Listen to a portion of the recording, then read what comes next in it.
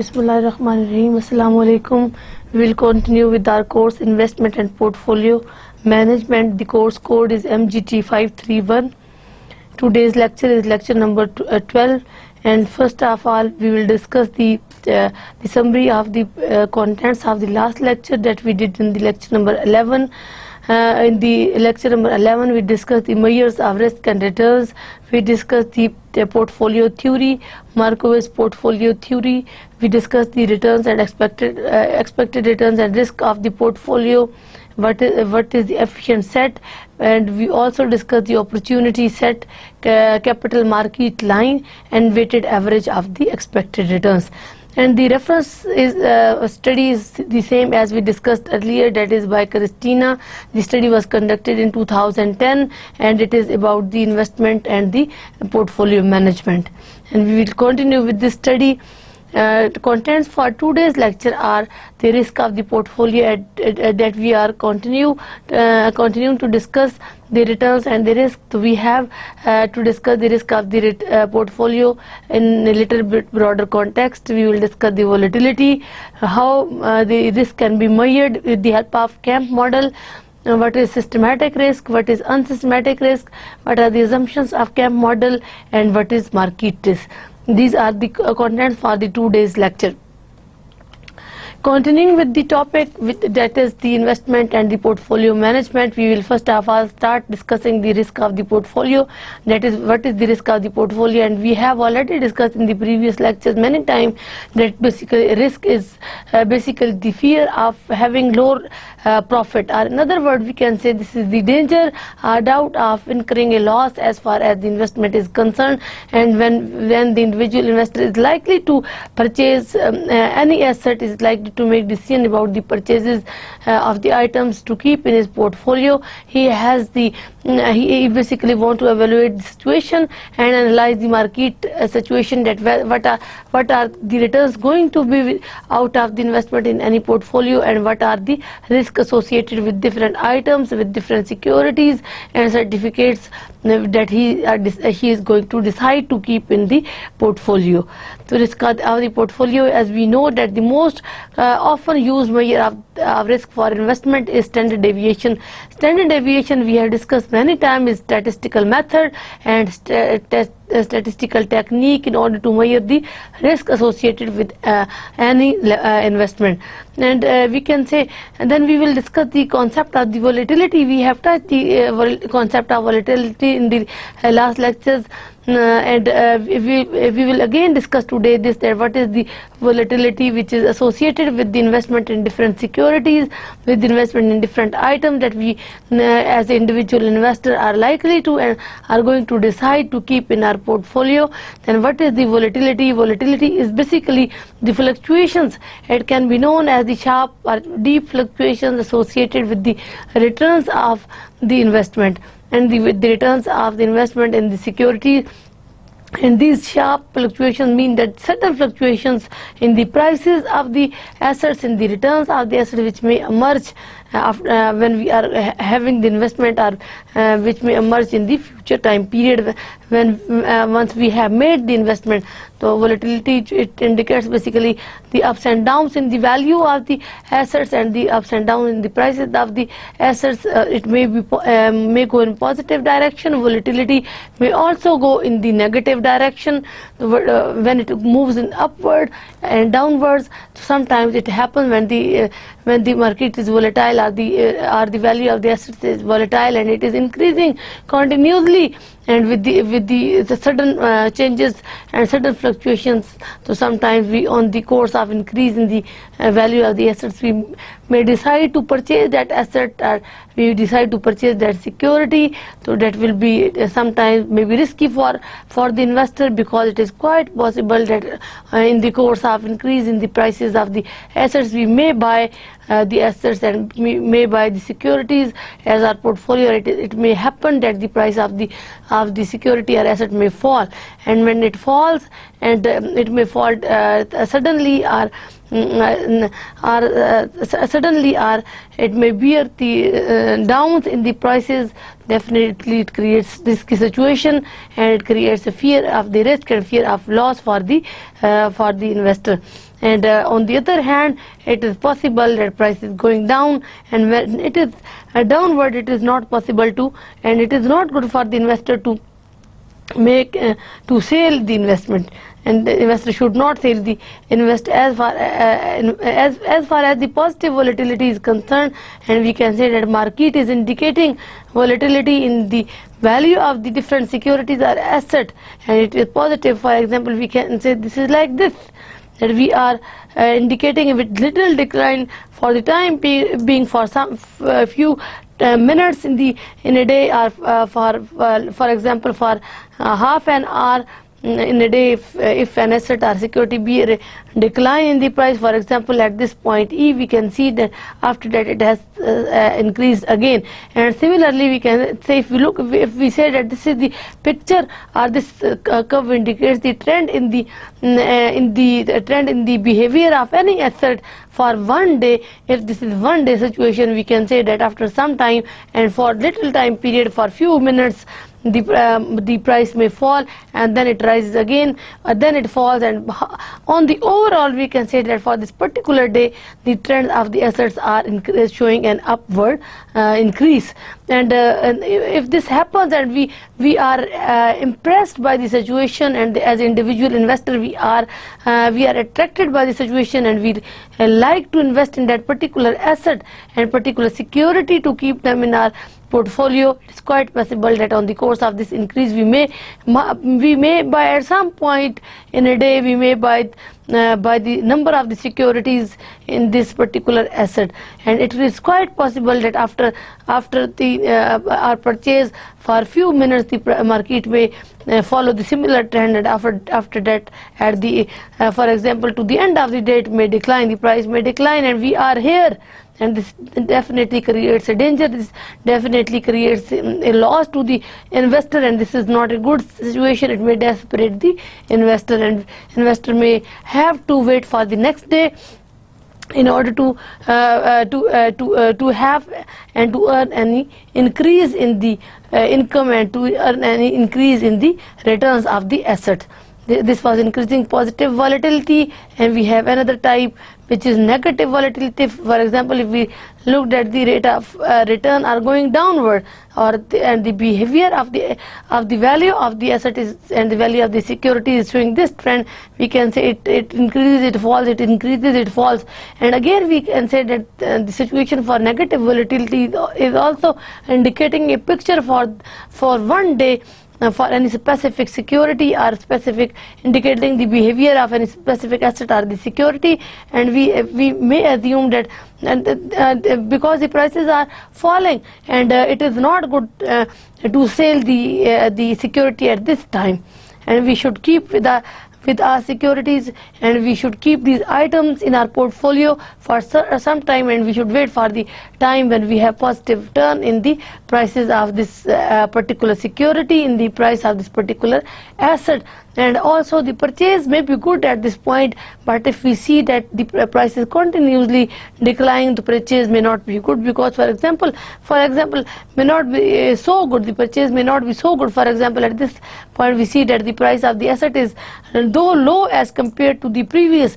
For example, if we say that this is the 50 rupees 50 per unit of the security, and the previous price of this asset at this point was 80 or 90, we can see that this is a good time to purchase this particular security. But afterwards, we say near to the end of the day, the price of the security becomes rupees 30 per unit.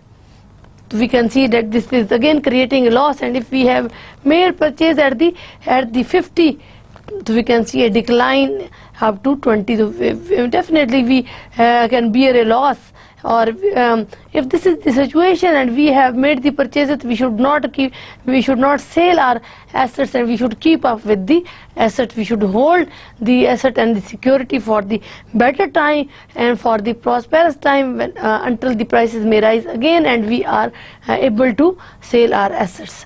and we are able to sell our security. Therefore, volatility is something that may be good, and it definitely when it shows the sharp fluctuations in the trends of the value of the assets, so it may be shocking situation to the investor, that if and we should make the decisions as far as purchase of the securities is in the asset portfolio is concerned, as far as the sale of the securities and different items in our portfolio is concerned. We should be careful, we should be keenly observe and carefully observe the situation prevailing in the financial market, and we should make the decision accordingly rather than doing the abrupt decision. We should take the decision carefully so that we can earn a lot, and we may expect to earn a lot out of our portfolio purchases and out of our portfolio holdings.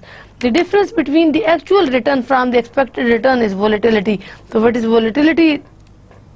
It is basically indicating that what cannot be materialized is the volatility. Volatility indicates the difference between the actual return from the expected return. For example, if we assume that we are expecting a lot from any purchase and the actual returns are low, then the actual returns from the expected returns are low, then we can say that volatility is not something that is good.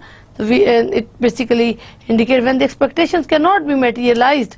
Volatility tells us that the expected returns and expectations cannot be materialized, and we can say in actual situation and in actual environment, the value of the asset or the return of the asset is not so good, return of the asset is not so high as we were expecting in before the purchasing and are at the time of the purchase of the items in the portfolio. If a portfolio expected rate of return is a weighted average of the expected rate of return of its securities, and we can say also how we can measure the risk and how we can measure the volatility. Basically, we measure the volatility by the standard deviation. We measure the returns from the expected rate of returns, and for one asset we can say that for one asset rate of return can be expected from the market. What we are expecting from the market. For example, if we have the security A, we are purchasing the security A, and what we are thinking about the situation of this security, that if we buy this security, what is the trend, what is the behavior, what is the environment as far as the security is concerned, is expected rate of return. Expected return for this particular security A.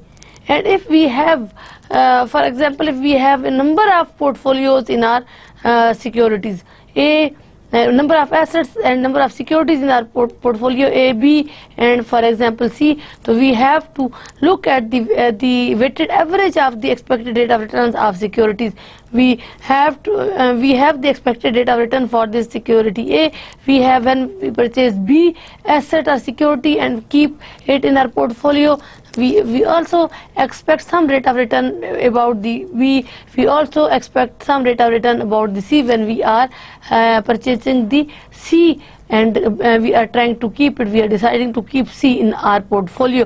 So what is the overall expected rate of return? The aggregate expected rate of return basically tells us the aggregate of all these, and aggregate of all these expected rate of returns, and we multiply the expected returns by expected returns of I multiplied by weights, WI. Weights basically tells us the that what the value was given to the, and what the proportion of the market value was given to and was assigned to the purchase of any particular security इधर A B R C at the time of the investment, कि जब हमने investment की तो हमने क्या particular जो value थी वो इसको असाइन की.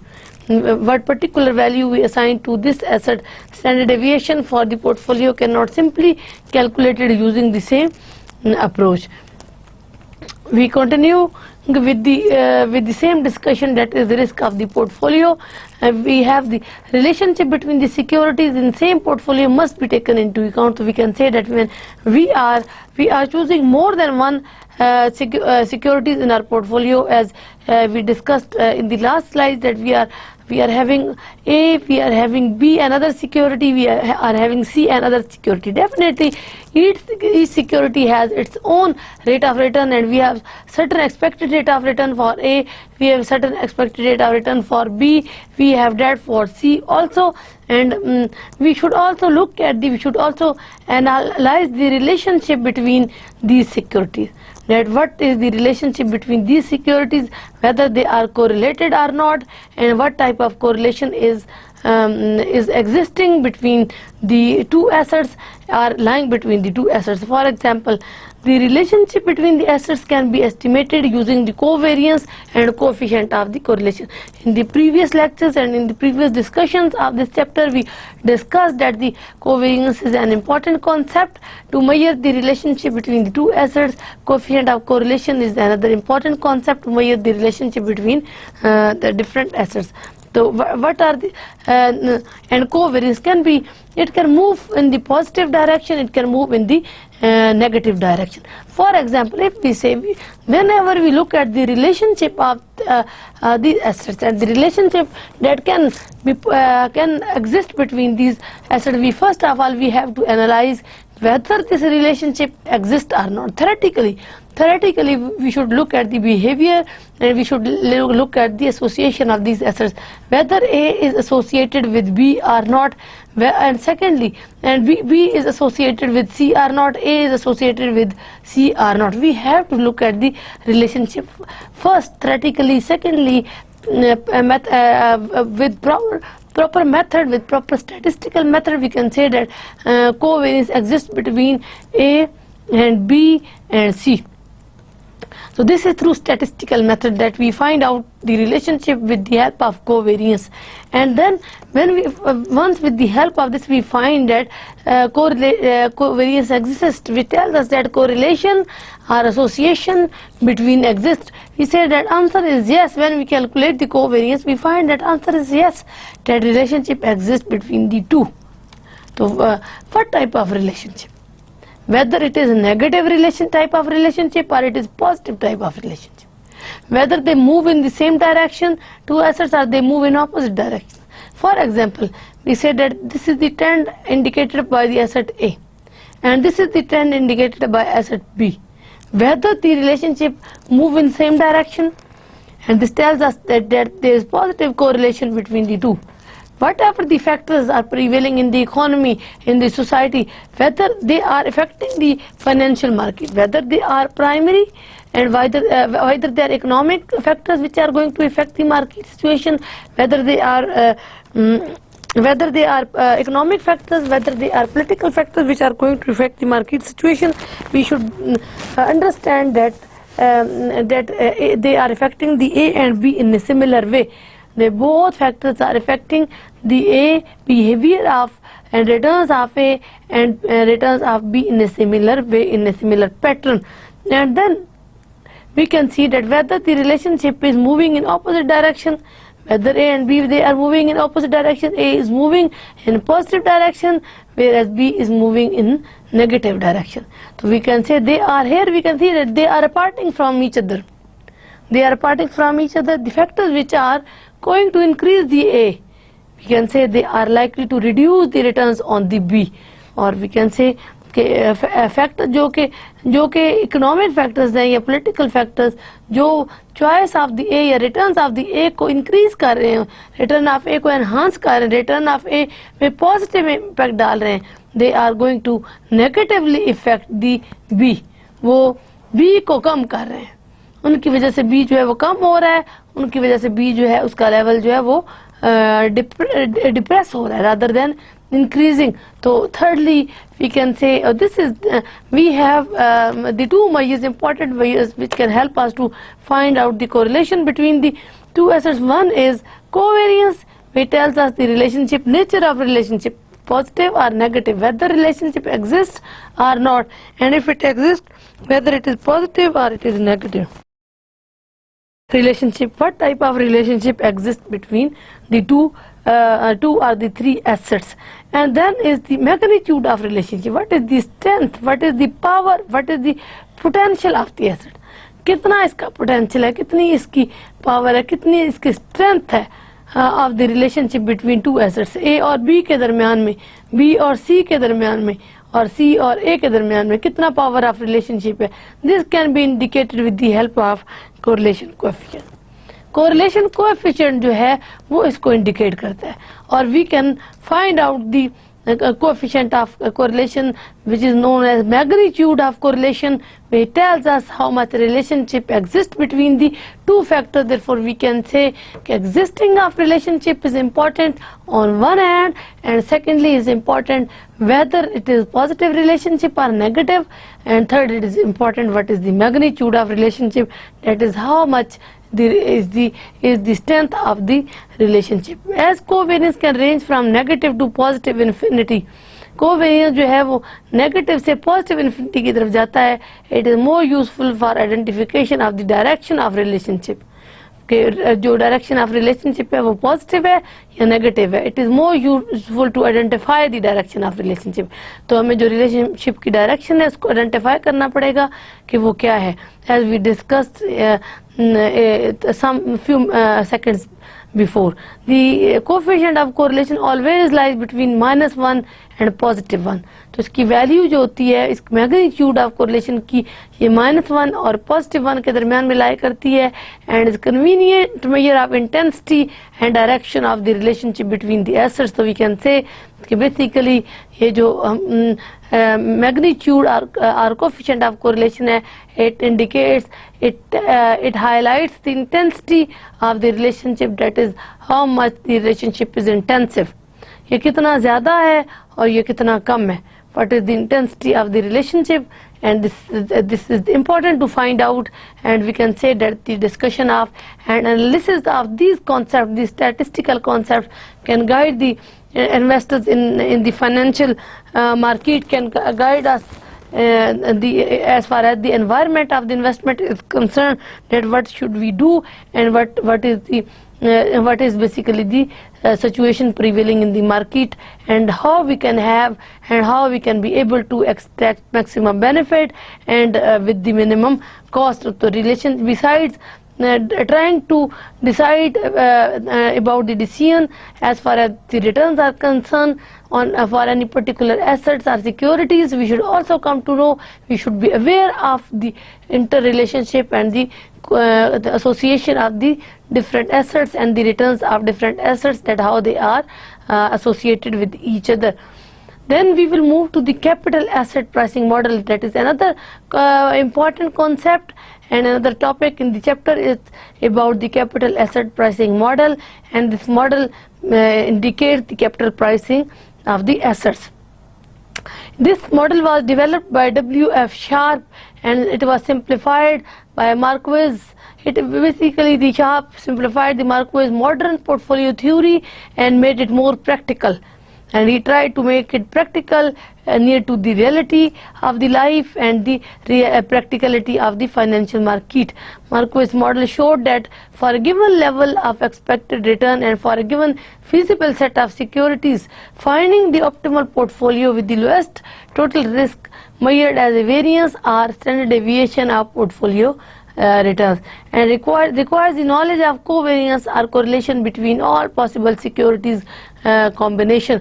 So we can say that the capital asset pricing model presented by the Sharpe, it was the little bit practical, and it was this simple form of the Marquez modern portfolio theory, and as the Marquez portfolio theory indicate that returns are basically made from the expected rate of return, and for the given feasible set of the securities, and while making the optimal choices, the individual investor will try to have minimum risk or lowest total risk, and that can be measured with the help of the standard deviation and with the help of the variance, and besides this, the individual investor should have the proper knowledge of the correlation between different assets and different securities which we have kept as a combination in our set of the portfolio and in a group of our set of portfolio.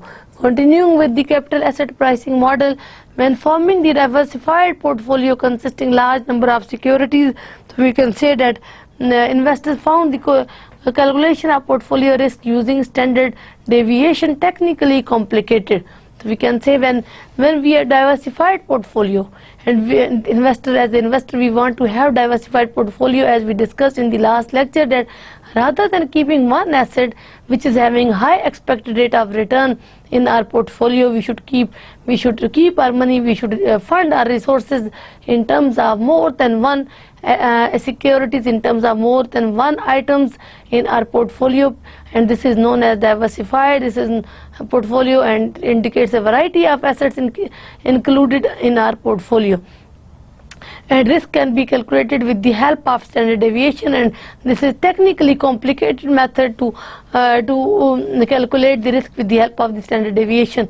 Therefore, measuring the risk in CAMP is based on identification of two key components of total risk. So we can say that the capital asset pricing model is basically based on the identification of the risk with the help of the total risk. According to the model, we should identify the total risk of the portfolio, and this as this risk is measured by the variance and is measured by the standard deviation. So what is basically the issue here? Issue here is that we have two basic types of the risk. One is known as systematic risk and the other one is known as unsystematic risk. Systematic risk, what is systematic risk? Systematic risk is that associated with the market, it has three basic types. We can say that systematic risk which come out systematically and is associated with the market, it has three basic components. And first one is known as purchasing power risk, and second one is known as interest rate risk, third is liquidity risk. As far as the name of these types of risk are concerned, we can come to know by looking at the name, by reading the name, that purchasing power risk. What is the purchasing power risk? All these three types are systematic risks which are associated with the market. Purchasing power risk first is that if it is associated with the level of funds associated available to the investor, with the level of resources available with the investor, that what level of resources he is going to have or he has to finance his investment. And if when he decides to purchase the assets, if the prices of the asset increases, if the prices of the securities increases, so definitely investor purchasing power as far as the investment is different items is concerned may fall. Now, and this is the risk. For example, if we say that he has decided to purchase and buy a number of the assets, and he has analyzed the behavior of those securities, has analyzed the behavior of those items which he is trying to and intending to purchase and to keep in his portfolio set. So we can say if suddenly the price of any asset increases, so it is quite possible that at the time of the buying, at the time of the making purchases of the assets, he will face the risk of the purchasing power. His purchasing power may fall, and he will either he will have to provide more funds to finance his investment, or he will have to reduce the number of units of securities. He will have to reduce the number of units of asset that he is deciding to purchase. Then we have rate of interest. For example, this is also associated with the market. We have rate of interest we can discuss this concept in different contexts. For example, because the rate of interest is important when we want to borrow money from the financial institutions as a borrower of the money. If as the investor we want to make the investment, and we have to finance our investment projects, definitely we have to raise the funds. We have to raise the resources. There may be different ways to raise the funds and resources. We have discussed in the previous lectures as well, and we are going to discuss a little bit here. We will want to have borrow money from the informal sector and from the formal sector. As far as informal sector is concerned, we will borrow definitely from family members, from friends, from the neighbors and relatives and our companions, and with whom we have know-how, we can borrow money from them. Or otherwise we can have formally from the formal financial market, from where we have the proper in writing procedure to borrow the money, and we have to pay the decided rate of interest to the lender of the money. If we want to borrow the money and immediately there are fluctuations in the rate of interest, for example, if the rate of returns on the borrowed money increases suddenly at some point in time, it is quite possible it may harm our decision, it may negatively affect our intentions as far as the borrowing is concerned, or even though even with the increase in the rate of interest we still decide and committed to borrow the money to make the purchases in financial market, so definitely the amount of our money may fall. So what we have already decided may be reduced. That is, the amount of money we have already decided to borrow may be reduced. And secondly, rate of interest is associated with the certificates. It is associated with the security certificates and other types of certificates. That is, when we invest and with the that we, for example, and with the deposits. If we have decided to deposit money in our saving account, or we have decided to purchase the saving certificates and rate of interest on which we get the principal and the rate of interest at the end of the maturity of these investments, so it is quite possible that if the rate of interest falls, so definitely it is going to harm our investment decision and our intention about the investing at particular, that we may divert our investment from the purchase of the saving certificate and from depositing money in the saving accounts, rather we purchase some other assets. This is the one impact of reduction in the rate of interest. And secondly, it is even if we continue and we stick with our decision to invest in the saving certificates and deposit money in saving accounts, it is quite possible that definitely the amount of deposit जो है वो it may fall, और जो हमने certificate purchase करने हैं saving certificate, the number of saving certificate may also fall. The third important point is the risk associated, that is the, और इसको हमने कहा the name of the particular risk is liquidity risk. For example, we say that if the important thing which is likely to determine our investment portfolio, one is the rate of return, okay, what we are going to get out of this. Second is the risk, and third important aspect is liquidity of the assets. कि liquidity जो है assets की क्या है? So we can say our investment are basically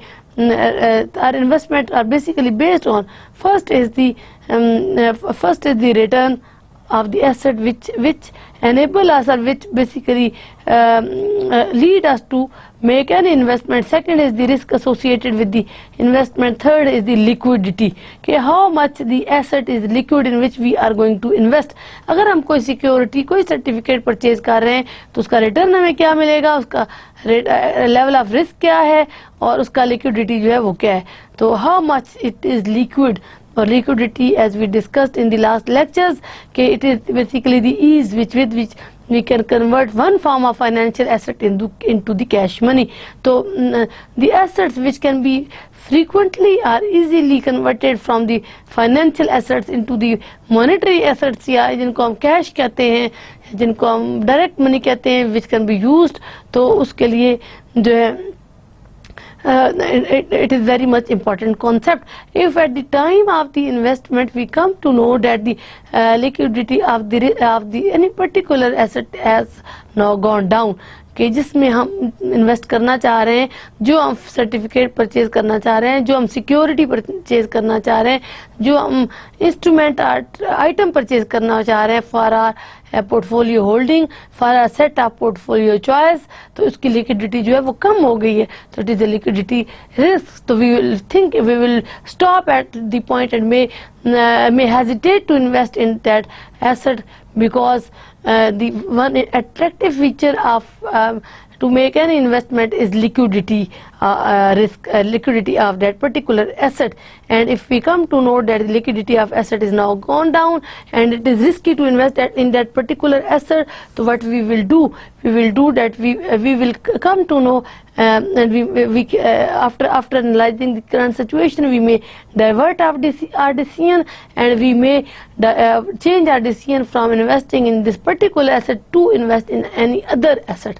और हम किसी और एसेट में जो है वो we may decide to invest, लेकिन definitely it creates a problem and hindrance कि एक तो ये है कि it will take the time, और इसकी वजह से हमारा टाइम जो है वो थोड़ा सा और लग जाएगा, और जब हमारा टाइम जो है वो it will consume more time and we will have to think about the next item in which we can invest, or investment may not be done at the right time, or it may be postponed. And secondly, it is quite possible that we may reduce the level of investment in this particular asset which whose level of liquidity is now lower than the previous level. So then the second type of the risk is known as unsystematic risk. We can say that capital asset pricing model have introduced two type of main risk. One is the systematic risk, which is associated with the market, and it has three forms. Now we have another type of the risk which is unsystematic risk, or is unsystematic risk को हम कहते हैं it is unique to the individual asset, और ये particularly किसी एक asset के साथ मुंसलिक है. Types are business risk, financial risk, and other risks related to investment into particular asset. Unsystematic risk can be diversified away from holding many different assets in the portfolio. However, systematic risk cannot be diversified. So we can say कि जो unsystematic risk है, चूँकि ये unsystematic होता है, systematically नहीं आता, तो इट कैन बी डाइवर्सिफाइड. तो इसको कम किया जा सकता है by holding many different assets के हम बहुत सारे एसेट्स जो है उनको परचेज कर लें, उनको रख लें, और वी जो है we may avoid much more risk and we may be concern are we may be directed towards a little risk or minimum level of risk. Continuing with the same discussion of the CAMP model. In CAMP model, which is capital asset pricing model, investors are compensated for taking only systematic risk. And though CAMP model only links investment through the market as a whole. And we have now the figure in which we can draw this. For example, if we draw the figure over here, along vertical axis we have the portfolio risk. Portfolio risk can be indicated along vertical axis. Along horizontal axis we can indicate the returns from holding the portfolio, and we have this type of convex curve which is known as risk curve. This curve indicates the risk, and we for example have this type of choice. Our choice is this, so we can say that at this point we have systematic risk as well as unsystematic risk. So unsystematic risk is over here. Upper part of the risk indicates unsystematic risk and lower part indicates systematic risk. Systematic risk comes from the market, or this is associated with the market, and this unsystematic risk is associated with the individual. And what is the difference between the two? इन दोनों के दरमियान में क्या difference है? इनमें ये difference है कि जो सिस्टमेटिक रिस्क है it comes along from the market side. इसको हम डाइवर्सिफाई नहीं कर सकते because it comes from the market side. For example, अगर हम परचेजिंग पावर की बात कर रहे हैं तो परचेजिंग पावर में का रिस्क जो है वो at the spot changes in the fluctuation in the prices in the value of the assets की वजह से इमर्ज होता है. और इंटरेस्ट रेट का जो रिस्क है it also comes from the market, और it is the decision of the others. Similar is the risk associated are coming up from the liquidity. We cannot divide this, and we have to face the systematic types of risk, and we have to bear with this risk. However, unsystematic risk जो है वो business risk है कि business में क्या risk है, और market जो है business मार्केट जो है वो कितनी volatile है और कितनी जो है वो stable है. We can assess the situation and we can wait for a reasonable time. We can wait for the time when the stability occurs. And then financial risk जो है it is also associated with the finances, and if we do not have enough money to undertake any investment, to start any business. So we should be careful about it. We should think about it, okay, what we should do, and we can wait for the possible time, a reasonable time or proper time when we are able to finance our project, we are able to collect enough money to finance our investment. Then we have other risks which are related to the particular asset, which are the characteristic of the particular asset, and individual investor can decide and can change his decision as far as the risks are concerned. Then continuing with the capital asset pricing model, the essence of the capital asset pricing models are: more systematic risk the investor carry, the greater is his expected return. Definitely we know that higher returns are associated with the higher risk. So we cannot avoid this idea and this analysis. We have been discussing this, that higher returns and high risk, they are positively associated. High returns lead to high risk. Any asset which is going to pay us more, which is going to reward us more, is associated with the higher level of risk. And the asset which is giving us, is likely to give us low return, is definitely associated with low level of risk. So this is the systematic way in which the asset जो है risk and return they move. तो camp की essence जो है वो यही है कि more systematic risk, if it is high or it will give us the more return. The CAMP model being theoretical is based on some important assumptions. CAMP model की जो assumptions हैं उसमें we have the first important assumption that all investors look only one period expectations about the future. The assumption of the capital asset pricing model is that all the investors, all the decision makers, as far as investment is concerned, they should look about the future, that what they are going to get in the future. Future में उनको क्या मिल सकता है? तो in this case future is important. What they can earn in the future, what they are going to have in the future from their present investment is important. They should definitely have the expectation, they should be clear about their expectations about the future time period, as far as their investment are concerned, as far as their returns on the investment are concerned. Investors are price taker and they cannot influence the market individually. So we can say this is another important assumption, that they are price taker. They take the prices of the assets as given. So we can say that asset prices are given for the investor as far as the market is concerned. We can say for example, this is the price. Along vertical axis we have the price of the assets. So this is the point, and this tells us that prices are given. And along horizontal axis we have number of units of the assets, number of units of securities, number of units of items individual is deciding to keep in his portfolio, individual is deciding to purchase as a part of his portfolio. So at the given price level he can purchase as much number of units of items as he want. जितनी quantity वो purchase करना चाहता है, he or she can purchase for the given price level. और चूँकि वो price taker है, we cannot influence the market prices. वो मार्केट प्राइस के ऊपर उसका कोई इम्पैक्ट नहीं पड़ता कि अगर हम कहें कि उसकी डिमांड बहुत ज़्यादा हो गई है तो प्राइस जो है वो ज़्यादा हो जाएगी, राइट. तो as far as any particular investor is concern with respect to his investment, the quantity of the purchase, quantity of buying of asset increases. तो we cannot say कि इसकी वजह से जो है प्राइस जो है वो ज़्यादा हो जाएगी, क्योंकि हम कहते हैं कि डिमांड चूँकि बढ़ गई है और डिमांड के बढ़ने की वजह से प्राइस जो है वो बढ़ जाएगी. We cannot say this because he is a price taker and market price is given to him or determined elsewhere, and we can say that there are other factors which are determining the price of the assets in financial market, and individual cannot influence the prices of the assets in the market. Another important assumption is that there is risk-free rate at which investor may either lend or borrow money. So we can say that there is certain situation as far as the buying and borrowing and lending is concerned. Certainty is there. There is no uncertainty. Or what can be the possible uncertainty?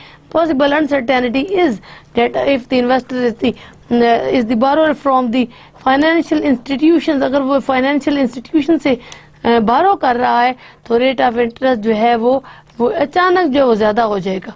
तो it does not happen, it is not like so कि ये जो है वो बहुत ज़्यादा इसमें shocks आते हैं, इसमें अप्स एंड डाउन्स आते हैं, कभी ये अप हो जाता है कभी ये डाउन हो जाता है. डेफिनेटली अगर ये रेट ऑफ इंटरेस्ट बढ़ता है तो बोरोर के लिए it is harming, it is definitely problematic for the borrower if the rate of return suddenly it increases. So assumption of the model is that rate of return does not increases suddenly does not increases, तो risk free है, there is no risk कि rate of return बढ़ जाएगा. He will have to bear the much higher cost of borrowing. The risk free situation indicate that he will not bear much higher cost, much more higher cost of borrowing. Then we can say that secondly, अगर हम जो है lender की बात करें, if we talk about the lender of money, हम के who is the lender of the money, तो lender of the money के लिए definitely we have rate of interest, or at which the lender decides to lend money, तो it is again risk free. अगर कोई private house hold sector जो है वो किसी इन्वेस्टर को या फाइनेंशियल इंस्टीट्यूशंस को लेंड कर रहा है मनी, तो he does not expect the sudden fluctuations in the rate of interest. तो सडन फ्लक्चुएशंस या चेंजेस का मतलब ये है कि रेट ऑफ इंटरेस्ट जो है वो अचानक कम हो जाए, और definitely it may be problematic for the lender who has saved money in the hope and in the expectation of earning the high rate of interest beside the principal amount by lending money in the private sector. So therefore we can say that the assumption of the capital asset pricing model is that there is an environment which provide risk free rate for the borrowing and lending of the individuals. So investors are next. Investors are risk averse. Another assumption is that investors are risk averse. They want to avoid the risk. So we can say that investors, they want to avoid the risk. So who are the risk avoiders? Risk averse are those, for example, if we have along the vertical axis we have expected returns, along horizontal axis we have risk. Those are the risk averse when the returns increases. तो वो कहते हैं कि risk हमारा जो है वो should not increase, इसको नहीं बढ़ना चाहिए. जब रिटर्न जो वो बढ़ता है तो फॉर ऐसे इंडिविजुअल्स के लिए we have inverted U shape curve. Behaviour of such individuals और रिस्क अवर्स इंडिविजुअल्स जो होते हैं उन can be indicated by inverted U shape curve. For example, जब रिस्क बढ़ता रिटर्न बढ़ता है तो रिस्क जो है वो भी बढ़ता है, रिटर्न बढ़ता है रिस्क बढ़ता है, but up to certain level after that risk start declining. Risk जो है वो जब रिटर्न जो है वो कम होता जाता है, जब तो वो उसको अवॉइड करते हैं, they will not invest in this. And secondly हमारे पास ये भी इस तरह की सिचुएशन है कि जो हमारा रिस्क जो है वो रिटर्न बढ़ता जाता है, हमारा रिस्क जो है वो इंक्रीज करता जाता है. This is third type of situation कि रिस्क और रिटर्न बोथ इंक्रीजेस, दोनों बढ़ते हैं.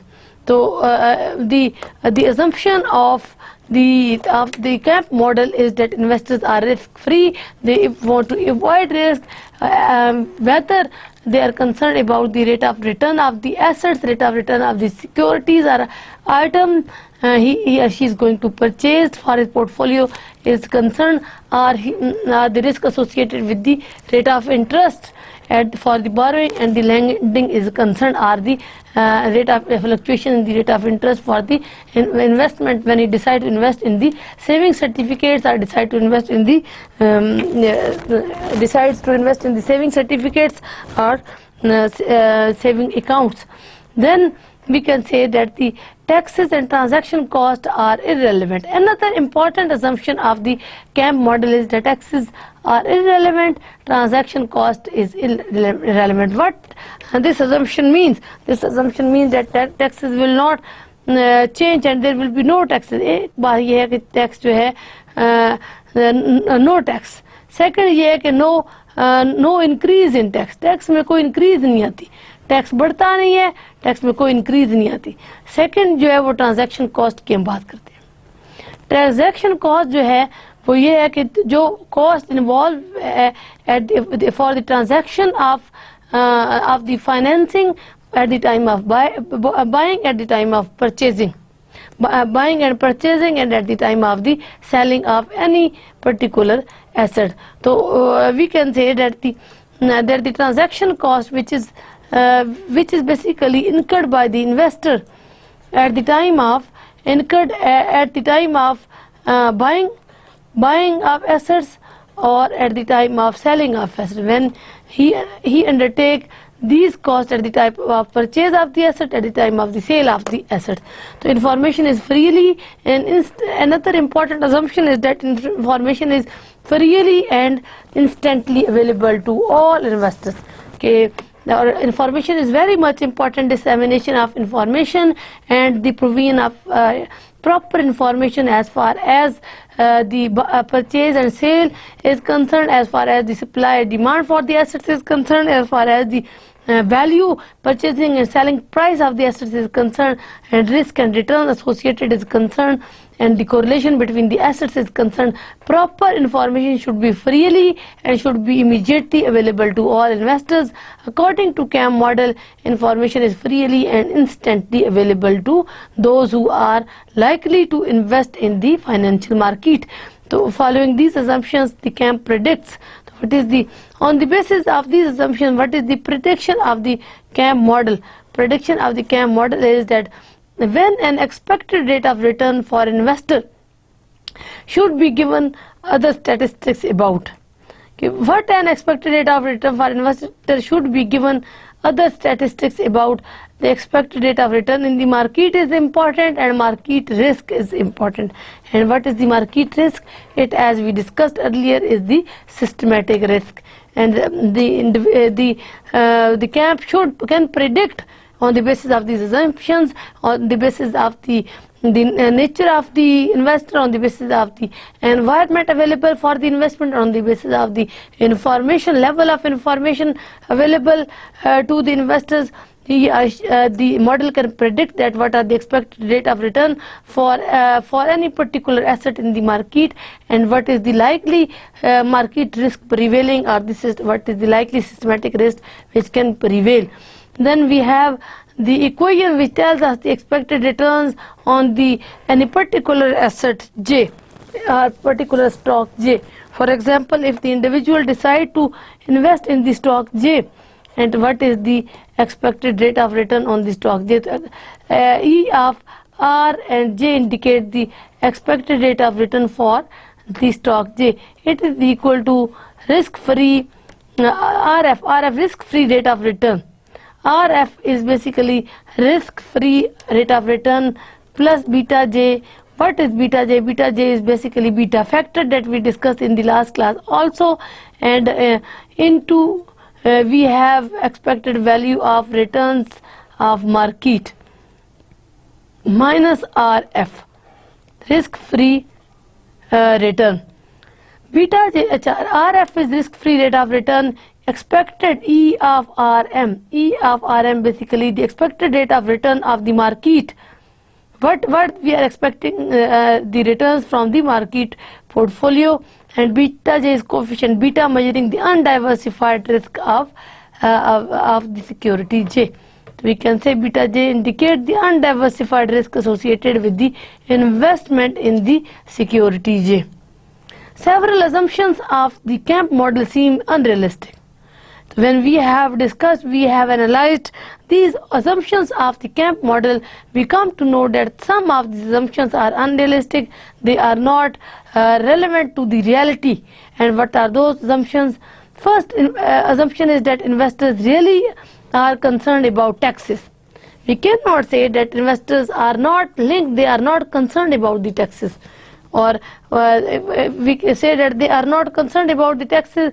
Yeah, taxes they are irrelevant.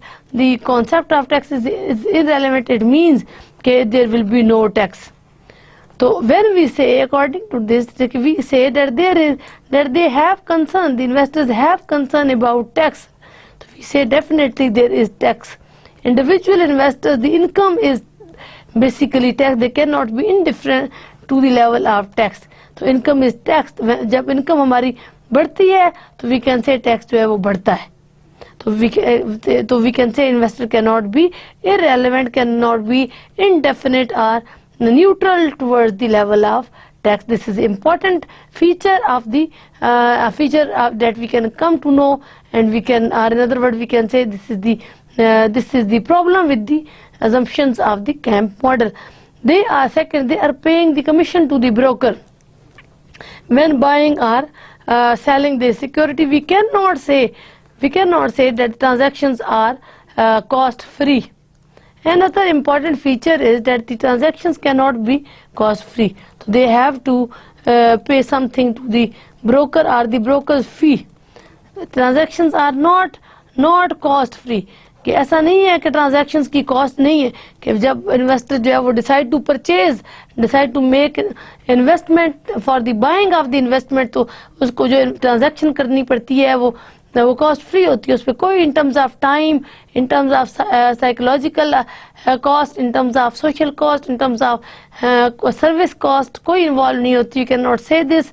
और इसी तरह से जब वो सेल करना चाहता है, no cost in terms of time, no cost in terms of mental relaxation, no terms in cost in terms of broker fee is concerned. So we can say here again we disregard the assumption of the CAM model, and we can say that the investors, they pay the commissions to the broker when they decide to make the purchases, and when they decide to sell the purchases of items which they are likely to keep in their portfolio, and they and also the securities and the certificates which they want to and decide to keep in their portfolio.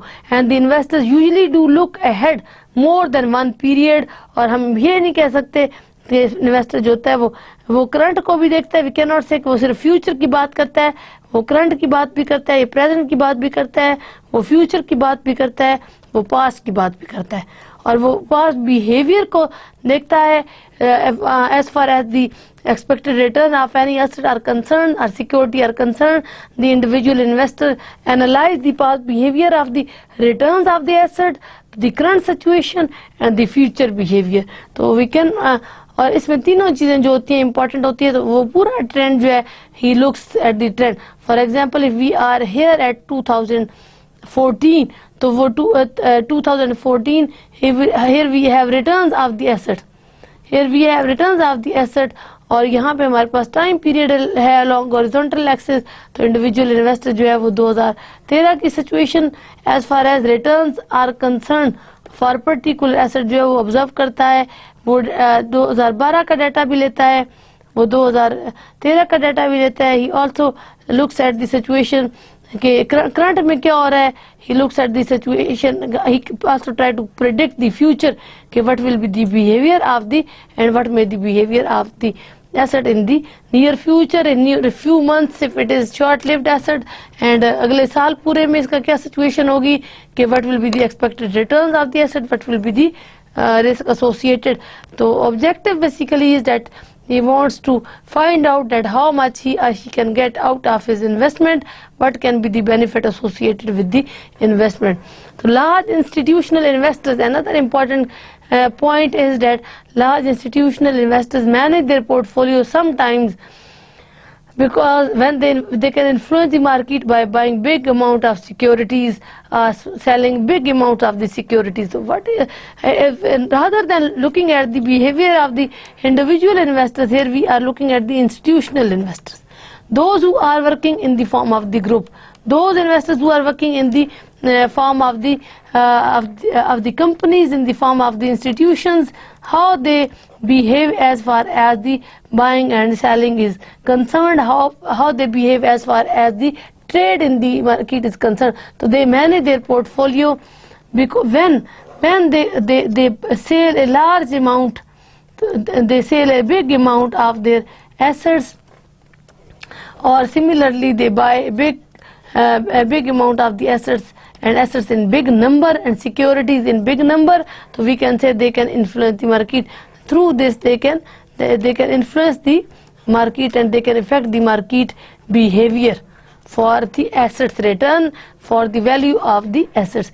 The empirical studies and especially wide use of CAMP by practitioners show that it is useful instrument for investment analysis and making decisions in reality. Therefore, those who have made empirical analysis and empirical work for with the help of the CAMP model, and those who have those who are the researcher of the CAMP model and those who are practitioners of the CAMP model, that they have used the analysis and the features of the CAMP model in reality in the financial market to trade in the market.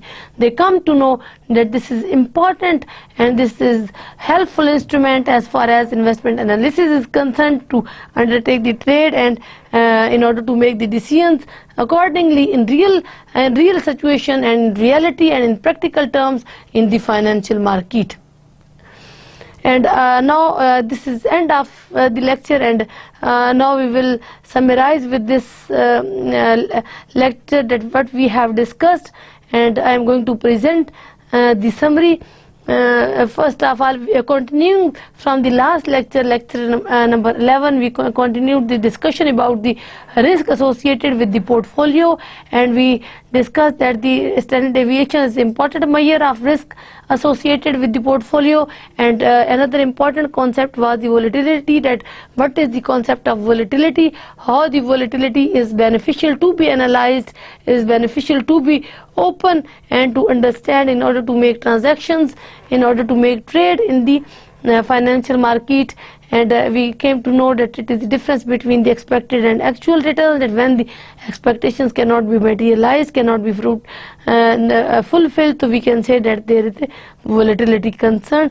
And we can say, we also did the expected rate of return as the weighted average of return for the assets.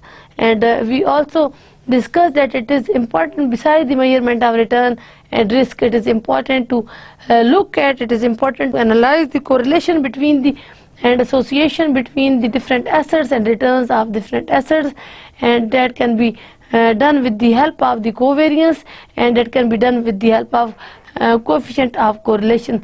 And we further discussed that the value of the coefficient of correlation, it ranges from minus to the positive infinity, that it can take extreme values, it has two directions, and further we can say that the returns of different assets, they can follow negative association and they can follow positive association depending upon the nature of relationships among different assets, depending upon the nature of association between different assets.